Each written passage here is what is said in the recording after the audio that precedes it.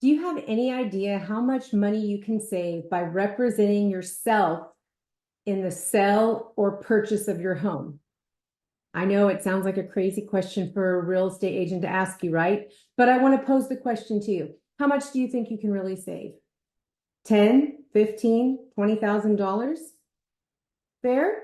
Depending on the price point of your home and the average commission to one side is 3%, you would probably be saving somewhere in a ballpark of those numbers I just shared, depending on the price of your home.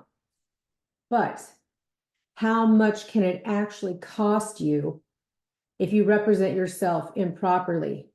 How much can it actually cost you if you don't know what you're doing and you have liability exposure? This is such a big deal, friends. I am currently in a transaction with an agent who doesn't practice very often. And I can promise you 1000% he left money on the table. He thinks that he's saving himself money by paying the commission to himself, but he is ill-advised. You know the old saying that a lawyer that represents himself has a fool for a client? 1,000,000% that is true with real estate. First of all, if you don't know the paperwork, the contracts, mad amount of paperwork, if you don't know them, understand them, and execute them properly, you are going to be at a huge disadvantage. You want to know why? Because I do use those contracts every single day, and I know what each page says. I know where it can cost my client and where it will save my client, depending on what's checked and what's filled out.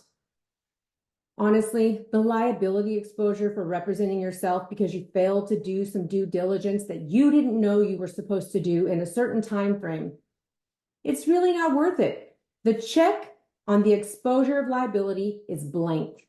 You may have saved yourself $10, $15, $20,000, but the truth is, it's an unlimited amount that you could be writing a check for at the expense of yourself because you wanted to take a shortcut.